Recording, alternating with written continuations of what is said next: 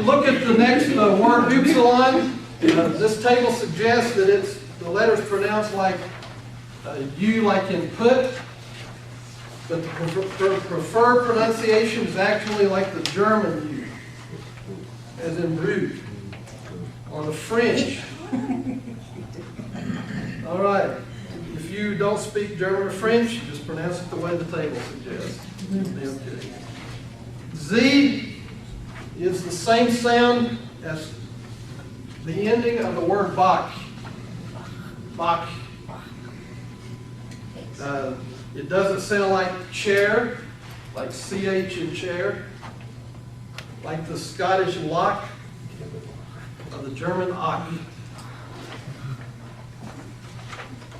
Yes.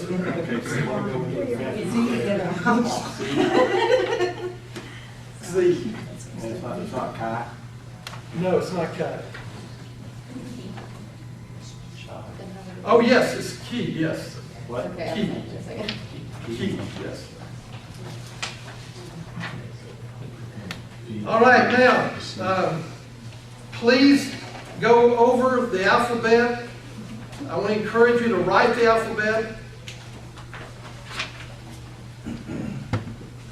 And repeat it to yourself over and over again. And the best thing that you can do is to practice it and practice it and practice it. And what we'll do next time, we got one other thought I want to share with you here in a moment.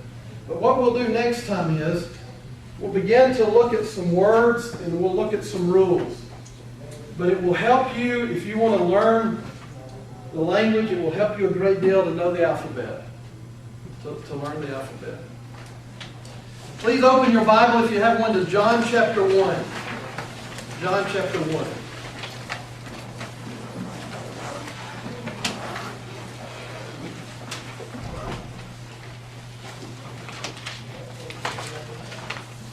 Someone read for us verse 1.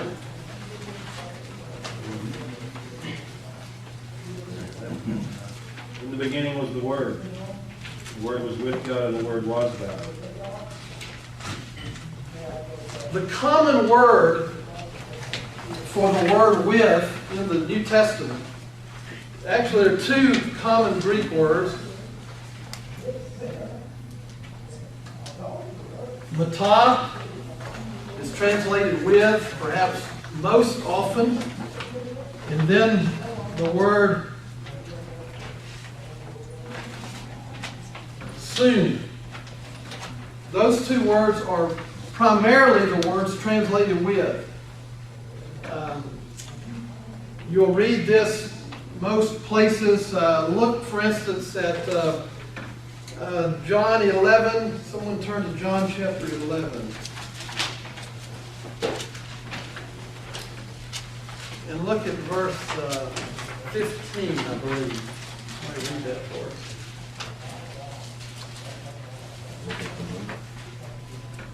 Says, and I am glad for your sakes that I was not there, so that you may believe, but let us go to him. That's verse 15. Okay, it's a different translation. All right, what I want to point out to you is that most of the time in the New Testament, if you're reading and you come across the word with in the English language, it is translated mata or soon. On very rare occasions, you'll find the English word translated with from the Greek word pros. The word pros.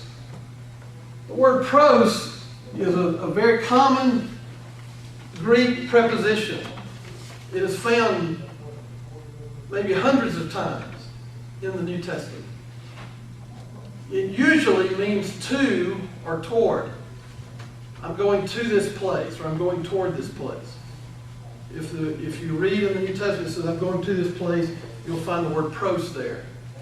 Or going toward, and you'll find the word, he came toward the city. You'll find the word pros. Turn to 1 Corinthians chapter 13. 1 Corinthians chapter 13. Someone read 1 Corinthians 13, verse 12 for us. For now we see in a mirror dimly, but then face to face.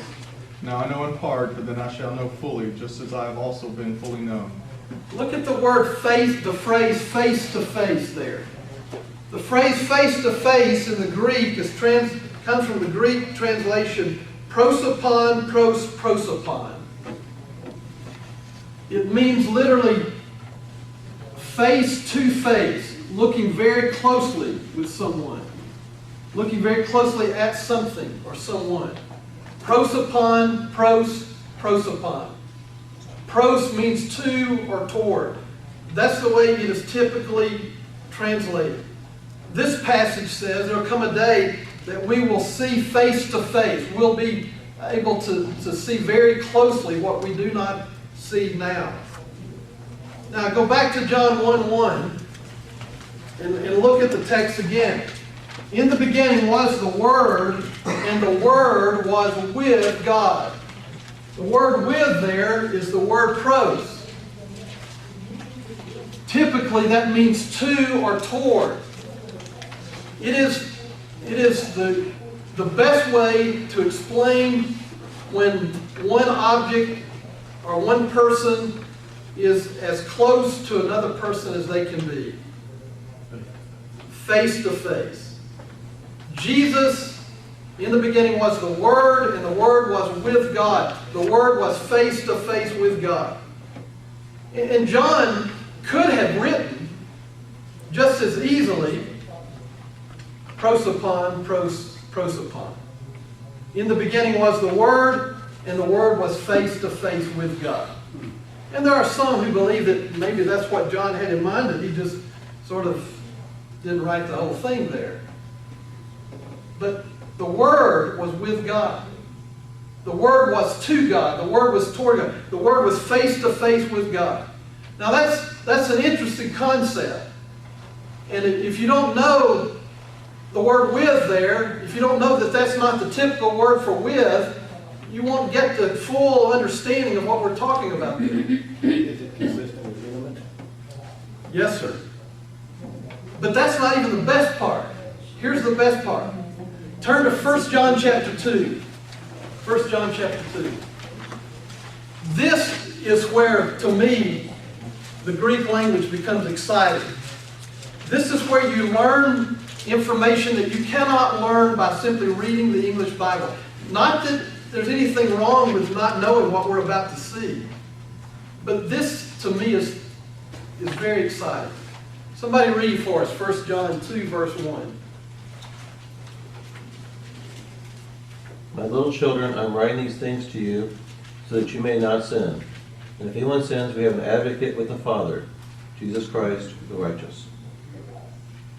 If anyone sins, we have an advocate with the Father. Pros. It is very unusual that the word with is translated pros, or from the word pros. But these two occasions, that Jesus was with the Father in the beginning, and we have an advocate with the Father.